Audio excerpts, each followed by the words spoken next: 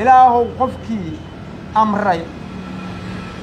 ama hindisay ama intii garab ku siiday in ilmahayga sidii irida lagu daasi sidii ilmo eeyaad oo xalal dhashay ilaahow haddaysan iga joojin kariimada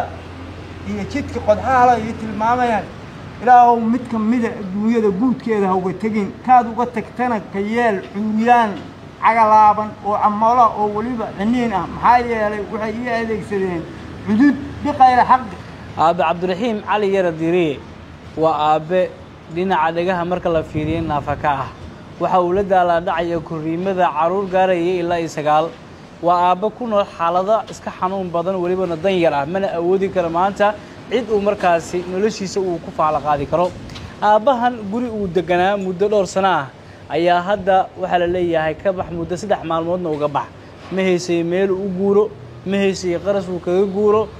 aabaha idin muuqdaba waa aaba markaasi ilaahay amarkii maalintii noloshiisa waxa uu ku maareeyaa sida xaaladiisa ay ogtahay haddaba saaxiib yar waxa rabnaa aabahan ayaa rabnaa su'aalooyin badan inaan weydiino oo ku saabsan dhinaca nolosha iyo waxa uu markaasi ka cabanayo isagaan soo dhaweynayna aaba cabdiraxiim cali yara diriye soo dhawow ujeedadaada iyo waxa aad rabto inaad ka hadasho waa cabdiraxiim cali yara diriye oo loo yaqaano cabdiraxiim dhagool waxaan ahay aabe 66 sano jira oo leh 9 caruura waxaan deganaay garoonkii horseed waxaa iga dhisnaay jiingad ka samaysan 3 qol iyo barsad waxaan uga qaraabo jiray suuqa maraa xamaasho iyo maraa shaxaad raadsado alxamdulilah dabkaygu ma saaxa jirin waxaan anigu ahaa jiray nin dalka u soo shaqeeyey hadday ahaa lahayd shaqaale ama ay ahaa lahayd difaaca dalka anoo ka difaacaya cadow dhogor madow iyo mid dhogor cad meeshaan ka sugayey ama ka mudnaayn in lay siiyo donation ama lacagta la siiyo dadka howlgabka ama askar ha noqdaan ama ha noqdaan shaqaale waxaa dhacday bishaan markay ahayd 14 August salaad annaga u jeed ku taagan sabxigii in hal mar nala huuyo rasaas nuucyada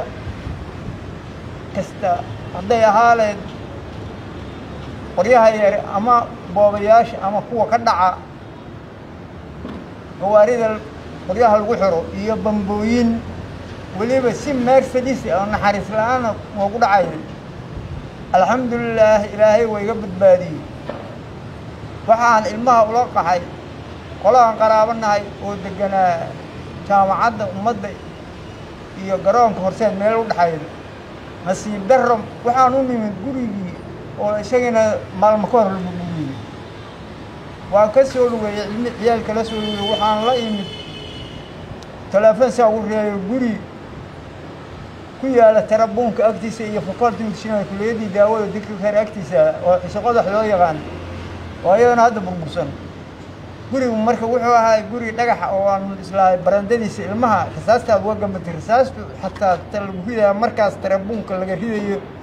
ku gurigu waa soo gaaraya laakiin waxay ahayd xisaas xooggeeda waaweyn dhanka waxay u sii jeedo naga sii dida horse u jeed maalmo ayaan qoyska waxaan kula dul noolayn in kirkaat ahaan ama dulsaar maalmo ka bacdi waxaan ku laabanay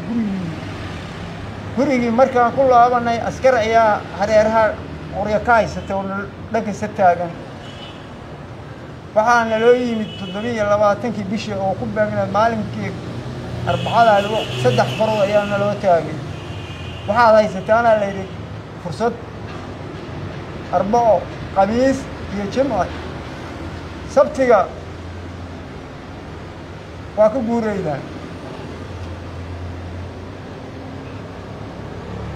dood iyo mid kelmadii timid waxay ahayd tutti foori deganjela sense barol hadal la'aan banaanka u baxa ummadii kale way baxday waxay aadeen qofba meeshu aadi karo aniga waxaan ku guuro iska dhaaf Allah haddii la yiraahdo dhagolow gurigaas dabaqa ayaa lagu dhisay ku guur ilaahay naftaydu gacantiisa ku jirta ku dhaartay inaana xataa awoodin dameer inaan kala ku raadsado waayo markay horeba waxa ahay frilow nin shaxaad ku noolaa marka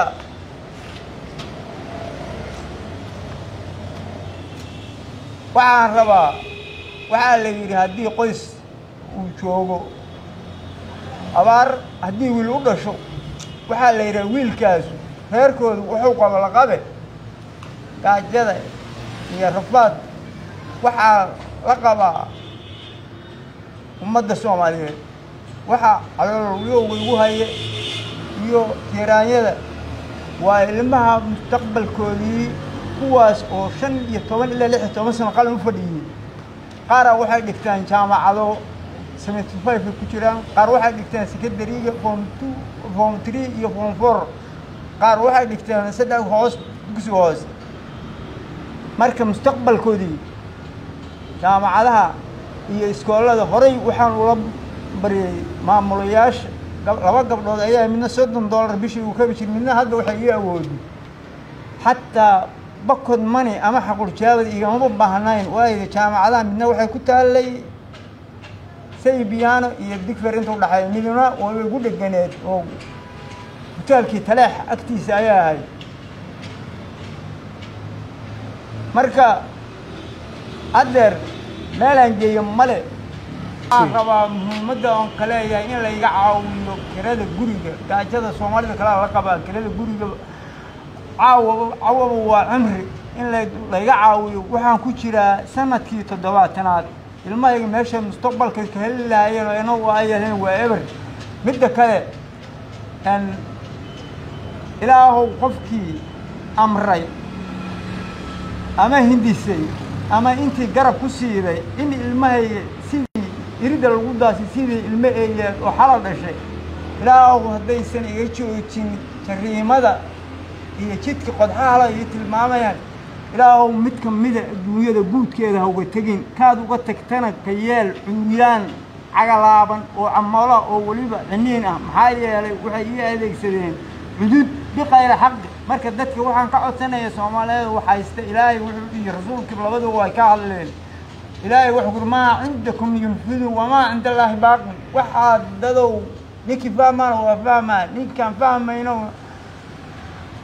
ilaahay wuxuu dadow waxa haysataan way dhamaanayaan laakiin waxa baaqina waxa ilaahay agtaysa dhigataan rasuulkuna alayhi salaam waa kale maalinta qiyaamo qof walba wuxuu harsadaa sadaqadiisa hooskeeda marka waxa la igala soo xiriiri karaa telefoon ladaas ruwa ever 6 hal 7 konton iyo 2 43 31 ama kaas kale ruwa ever 6 hal 7 7 6 waxaa wata kan hore aniga ka damba waxaa wata gabar xogteeda og waayo haddii lay soo waco aniga ma maqli karo waxba gabadhu waxay maqashaa marka laba maskax tii shaqaynaysa laga raaco sidaas aawadeed